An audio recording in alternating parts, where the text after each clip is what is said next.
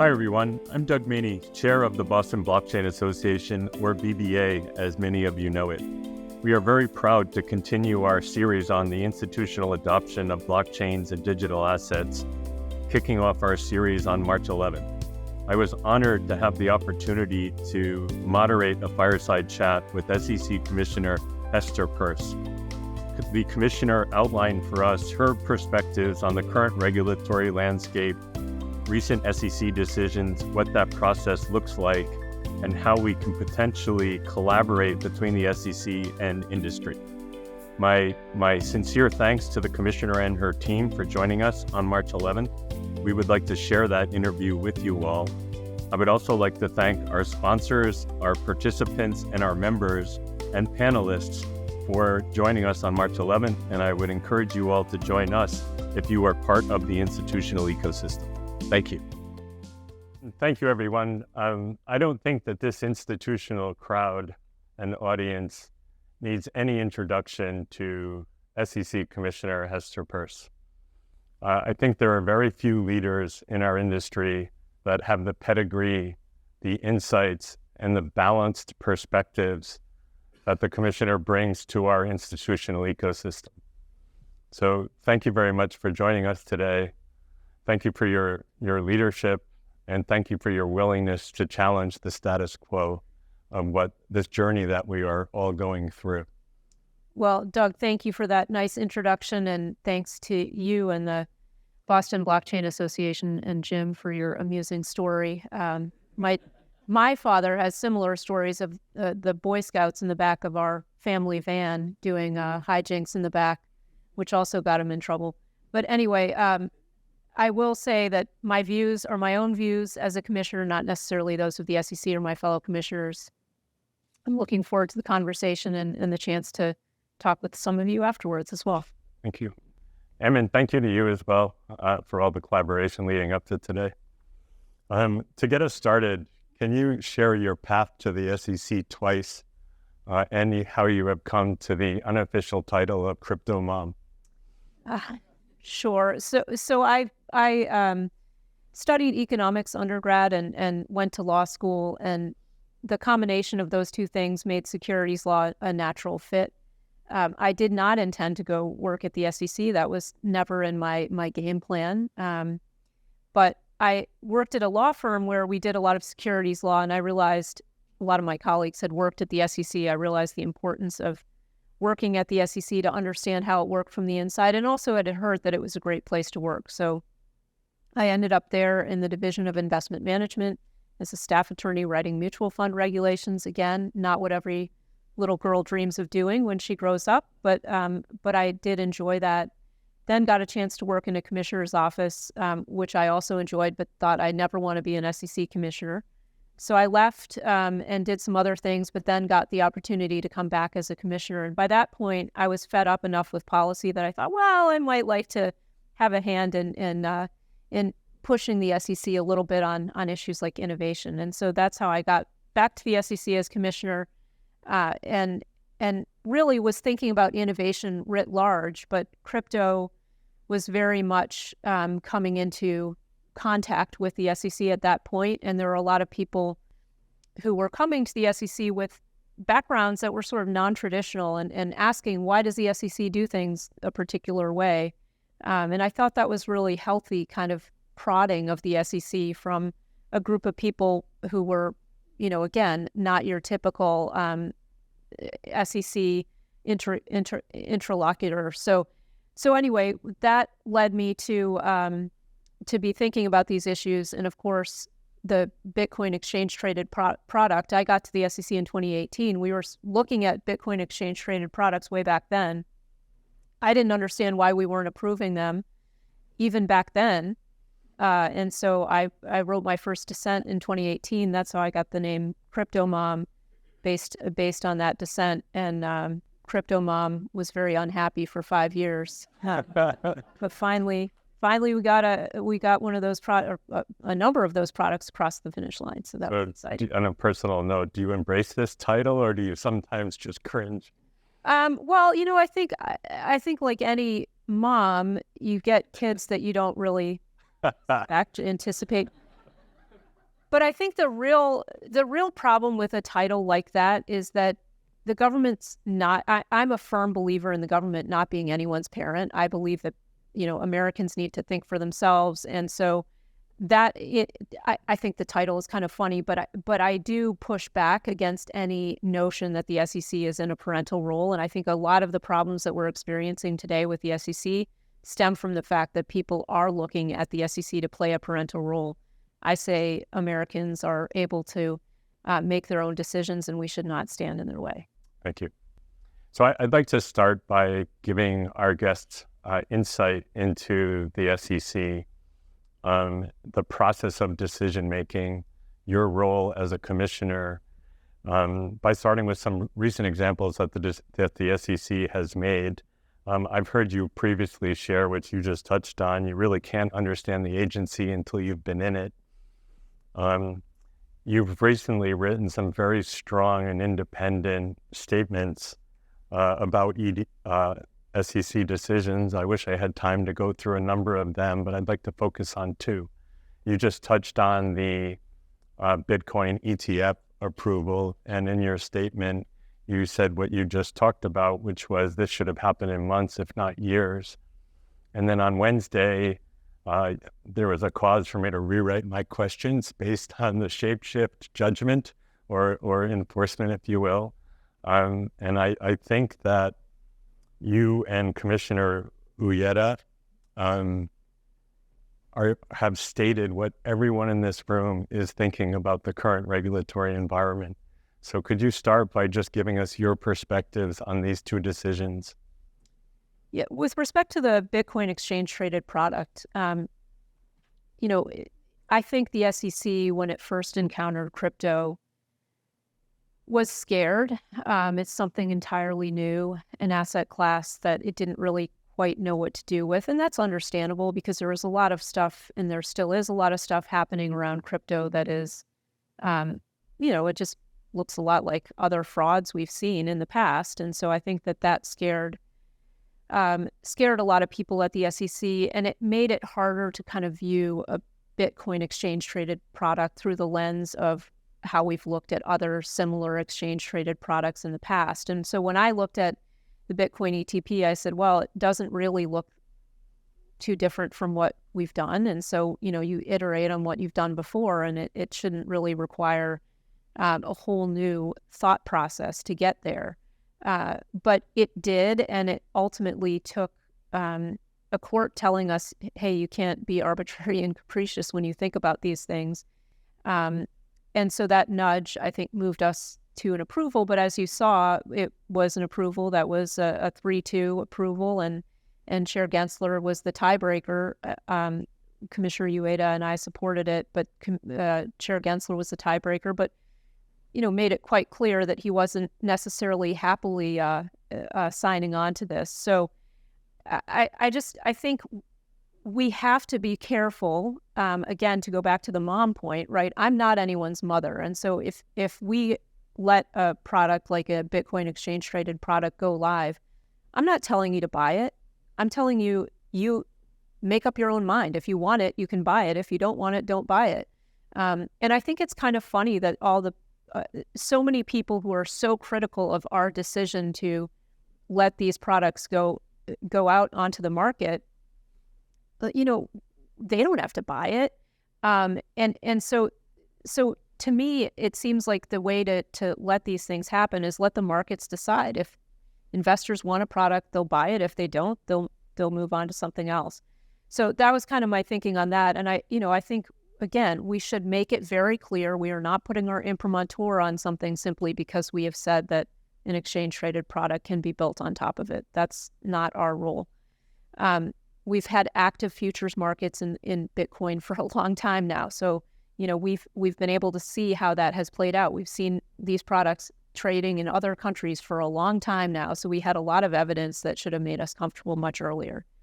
With respect to shapeshift, for those of you who didn't follow that, we brought an enforcement action against shapeshift, which we argued was acting as a dealer, and it traded, I think, around 79 assets. And some of those were deemed to be by the SEC were deemed to be securities. We didn't tell people which assets those were, and we didn't tell them what analysis we applied to conclude that they were securities, which, sort of, it's a very complicated thing when you look at that and you're trying to figure out, okay, well, can I glean anything from this to decide whether or not the things I'm dealing with are securities? It's really hard to tell. But what Commissioner Ueda and I tried to do in that statement of dissent is to say, what are we doing here are we really being productive here? Because we have this mantra, come on in and register. And so what we tried to play out in that dissent is, what does that conversation look like when you come through the doors that say, come on in and register? What is that conversation like? And I think the conversation goes something like this. Hey, we're here to register because we think that perhaps we have to, because we think some of the assets we're dealing in might be securities. And the response from the SEC is, okay, well, which ones are securities? Well, I don't know, because don't quite understand what your rationale is for deeming one thing a security and another thing not a security. Well, you can just go read the Dow report. We put that out in 2017. That should answer all your questions. And we've brought other enforcement actions. Since then, you can go ahead and read those too. Well, yeah, I mean, I've read the Dow report, and that really doesn't help me actually develop a framework for determining what's a security and what's not. Well, hire a lawyer. Well, it turns out our lawyers don't know what it means either. Well, sorry, we can't help you. We can't provide you any more assistance. Go figure it out. And I think that message is a message essentially to anyone who's trying to innovate. You are taking your future in your hands here, because Shapeshift started in 2014. We brought an enforcement action in 2024. You have to wait all those years to figure out whether you're potentially violating the law. That cannot be the right approach. That cannot be the best way for us to move forward. So it seems better to write some rules, figure out, some clear lines, and then let people figure it out from there. So I think it would be better for both the industry and, frankly, for us, because it takes a lot of our enforcement resources to go about it the way we've gone about it. That was a long answer. Sorry. Thank you.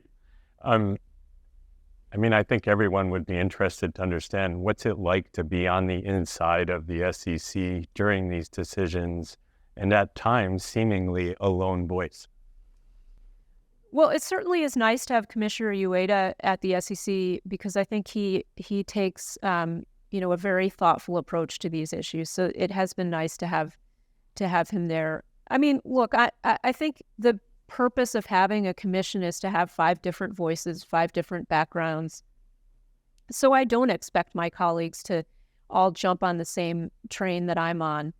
But what has been frustrating for me, particularly about the crypto debates, is that we really need to sit down and have some legal precision in how we're thinking about these issues. That's going to be better for everyone. And so that, for me, has been frustrating. And I guess if I could dial back time and go back to 2018 when I first became a commissioner, I myself should have been more legally precise in how I was approaching these issues. So I can give myself a critique in that as well. Live and learn, right? But I wish I could tell my younger self that there was a better approach to do this. And I think, it's late now, but it's not too late, right? We can still change course, and we can still take a more productive approach. So I guess I would say there is certainly a level of frustration in how I approach these issues now, because I think that we're wasting time. But I'm still optimistic that we can turn the page to a brighter future. Thank you. Based on my personal experience being with a digital asset trust bank for the last 5 years and going through the process with a different federal regulator, it was pretty inconsistent, and it was seemingly there wasn't agreement from staffs up through the management to the chair of the organizations, which creates really a difficult environment and a moving target for how you can do the right things to get through that process. And then secondly, I think we all would agree the current environment is that that the courts have become the rule makers and rather than the lawmakers to the regulators to industry. You said recently that regulators are not meant to be parents, but rather to set the priorities. Can you share your interpretations of the current environment? Yeah, and I should underscore that there are a lot of staff at the SEC. We have almost 5,000, 4,500 or so people. And I think a lot of people at the SEC really are interested in crafting a productive path forward. But it is difficult. We are as the commissioners make the policy decisions, and so they have to respond to where we are. And if they're not getting the message from the commission that we want to see productive movement forward, it's really hard for them to work on those productive paths forward. So I think it is important just to remember where to place the blame, I guess I would say, is you've got to place it at the commission level. And so I think, again, we could change those priorities pretty quickly if we decided that we wanted to put some effort into actually working with people and coming up with frameworks that made some sense, and maybe working with our fellow regulators too, so we could get some consistency. Yeah, thank you. We'll touch on that. I mean, how should this work though? And what would you do differently with the majority position within the SEC? So how do you take what you just said and extend that for how this might look differently in terms of the approach and process? Yeah, I mean, I think that's a very fair question. So first thing I would say is, I think we're actually in a more difficult position now because Congress has said, hey, wait a minute. They've watched the way the SEC has handled this, and they've said, wait a minute, maybe we want another regulator to do some of this. So I think that it would be helpful for Congress to come in and allocate responsibility for crypto. I think we also have to remember that whatever we do needs to be flexible enough to accommodate the fact that crypto is not any one thing, right? It's not just Bitcoin. It's not just Bitcoin exchange traded products. It may be tokenizing traditional securities. The uses of blockchain are not all financial, right? There are many things that can be done with this technology that have nothing to do with financial services. And so whatever we do needs to be flexible. Now, I think one thing that we could do even before Congress speaks is we could bring industry in, have public conversations, and I really emphasize the need for public conversation. One thing I worry about is that a lot of these enforcement settlements, I mean, one bad thing is it's regulation by enforcement, but a sub-concern is that means that you've got one party sitting in a back room with the SEC enforcement staff. That party is not in a position of power, no high leverage there, right? You're facing an enforcement action. So you're trying to negotiate the enforcement action. In the process of negotiating that action, you're also coming up with potentially a framework by which everyone else in the industry has to comply. And that framework may work well for you, but will it work well for everyone else? So conversations had at public roundtables, I think, are really important, and public comment files where people can react to what other people say, working with other regulatory agencies like the CFTC. I think you could work through kind of where are the issues that need to be solved? What are the problems that need to be solved here? And then you can think through, we have to think about custody. We have to think about what happens with SIPC coverage. We have to think about drawing some clear lines so people can figure out what a security is and what that means for all the intermediaries that touch these crypto assets.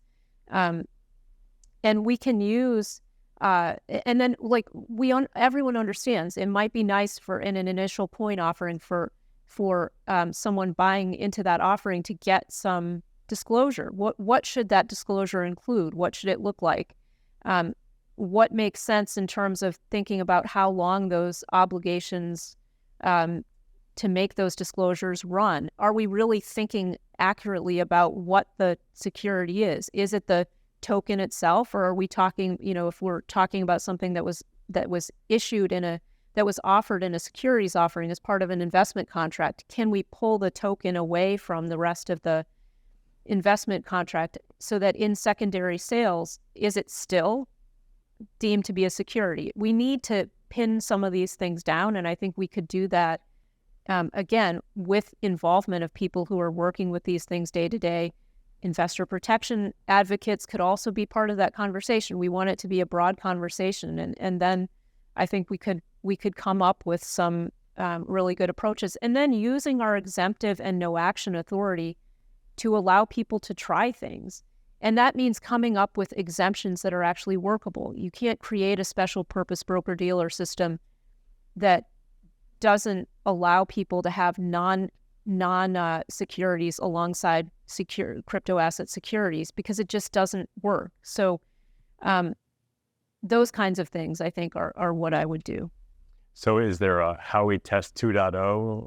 I mean, it sounds like maybe, right? I mean, I think the Howey test, look, the Supreme Court was interpreting part of the securities laws, and I don't think that I think the fundamentals of that test make sense, but there have been some questions in application, and I think it would make sense for us to think about what we're trying to cover, because if you interpret the Howey test in the way we've been interpreting it for crypto, I think you end up regulating a lot of things that are not just crypto.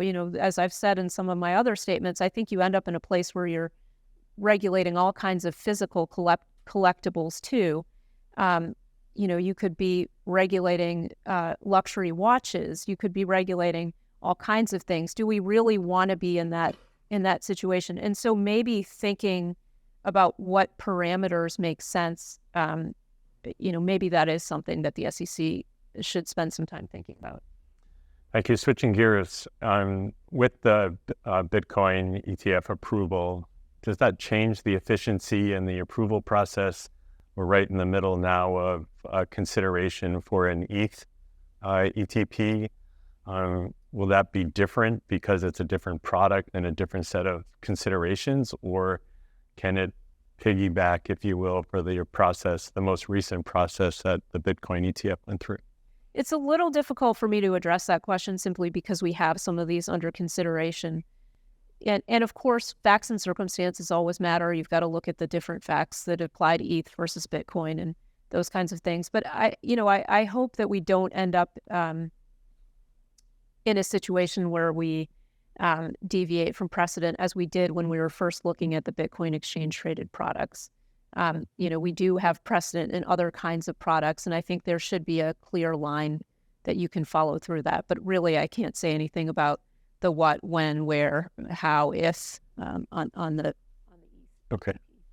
I started when I did the welcome talking about why we created this series, and we have a great representation today of 180 to 200 people that are trying to do this the right way. And they would all, I will speak for all of you, they would all commit huge amounts of time, resources, team effort to collaborate with the lawmakers and the regulators to come up with a responsible framework. How does the responsible end of this industry get to collaborate to come up with a working draft of a framework and set of rules that we can operate in, so that we're not all in the shape shift category 5 years from now? Now is the time, right, to work together to develop a framework on, identify the areas where what you're trying to do runs into either ambiguities or runs into a problem in the existing securities laws, right? Transfer agents are a little bit, maybe that the traditional transfer agent seems a little bit redundant with blockchain. So think about those kinds of issues and then start coming up with what a good solution would look like. So what our regulatory objectives are. They're very clearly stated: investor protection, fostering capital formation, and fostering the integrity, protecting the integrity of our securities markets. So look at it from our perspective, what we're trying to achieve with our regulation. Look at it from your perspective, what you are trying to achieve from a commercial standpoint, and see how you can marry those kinds of things. The worst thing that could happen is we could get Chair Gary Gensler version 2.0, who says, you know what, I've decided that I want to take a different approach to crypto. Throw your solutions out, to identify the problems for me and throw out the solutions that you've developed. And if the collective response of the industry is we can't identify particular problems and we don't have solutions, then you've completely missed the moment. And so get ready now for when the attitude changes, which I expect that it will at some point change. Be working on things, have concrete things that you want to achieve, so that those things can then be vetted publicly and put into place. Hugh, in 2023, we've had leading traditional institutional firms, leaders. We've had native digital asset companies come and be on these similar sessions and panels. There have been some pretty consistent themes that while innovation continues, they don't want to be public about those innovations for fear of regulatory enforcements or decisions, if you will. And, that creates a pretty difficult environment for fear of being public about what they're truly doing. They're not looking to break any rules or avoid any rules, but they're holding back until that there is further clarity. CoinDesk last week published an article calling the registration process with the SEC as catch-22. And their quote was, successful registration would lead to a dead end. You touched on the Shapeshift decision, which will have a similar effect on companies that are contemplating these innovations. And then SAB 121 kind of killed the path of the traditional banks to support crypto assets. And you said at the Duke conference in 23 that the inability of these traditional public custodians to participate by making custodied crypto take up precious space on bank balance sheets. I have to ask, and not pointed at you, but pointed at the SEC, is the current intent of the SEC to prevent rather than to guide? Well, I wish I could say that it's to guide, but I think the ambiguity serves to prevent, and I think that I worry about exactly what you raised, which is that people are scared to try things in this country. And so a lot of the interesting things are either being done outside this country or specifically designed to block participation by American participants. And that is a cost to our economy, to our future growth that we can't necessarily measure. And look, I don't need to be an advocate of any particular industry, but what I know is that the regulator should try to allow as much freedom of people to try things as possible, because we don't know where the next great innovation is going to come from. And so we need to figure out a way to work with people to allow them. I mean, I hate even to use that terminology, because my preferred approach is permissionless innovation, right? Let people try things. But we do live in a very prescriptive regulatory regime. The SEC has laws in place that govern what we can do and what we can allow. So we have to work within that regime. But I was talking to someone earlier today about the idea of thinking about modeling a sandbox type approach on what some other countries are doing to allow experimentation to happen in a way that allows reporting back to us at the SEC, but also allows people to try things. So I think we really do need to be much more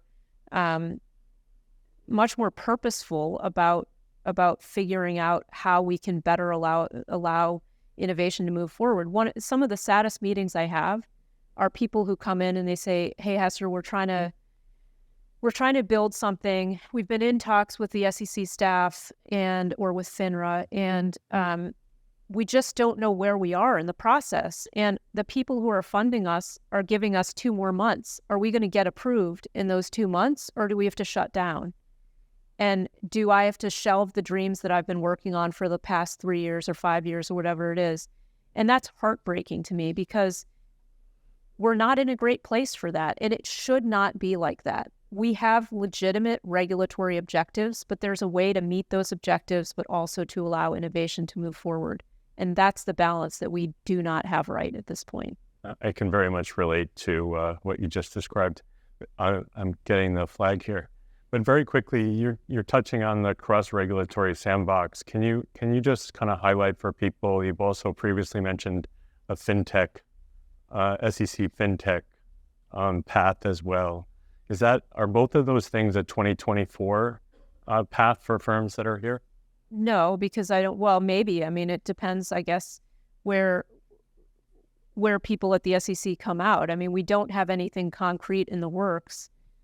We have a FinHub, financial innovation office at the SEC, but I think having something that really would work would require a more muscular office that has the ability to try to shepherd things through the SEC, or having some sort of, this is always a difficult thing to think through, and I welcome your thoughts on what this would actually look like, because one thing that bureaucrats often do is they create new offices and new titles, and they say, okay, now we're going to really move innovation forward by adding yet another layer for people to go through. And I think people already feel ping-pong through different parts of the SEC. So whatever we do has to be very carefully thought out. So again, I welcome ideas on that, but I think we have to figure out some way to allow people to experiment, and what that would look like in 24 or whenever it is, I think depends. One other thing I would say is that we don't have an innovation objective in our mission statement. And in a way that, it sounds a little corny to add an innovation objective, but when I came to the SEC and I was thinking about why is it that we're not great on innovation, it really comes down to the fact that for a regulator, really doesn't pay to greenlight new things, because if something goes wrong, you get blamed. If you don't greenlight something new, you can always say, no one knows the difference of where we would have been if we had approved this thing or let it go forward versus not. And so you've got to somehow overcome that regulatory conservatism that is inherent in being a regulator.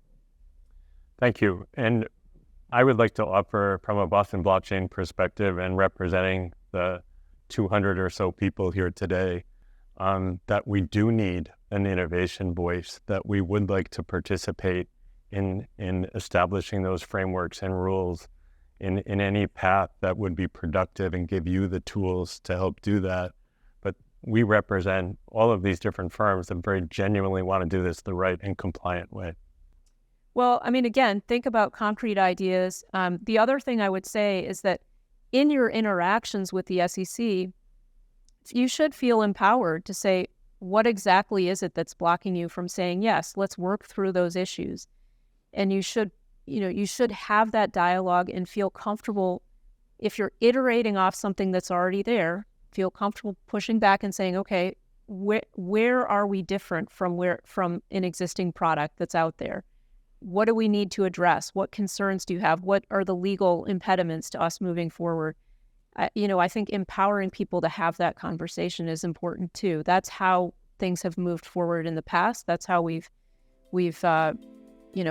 done it in other areas. So that's how it should be done in crypto as well. Thank you. Please join me in thanking Commissioner Peirce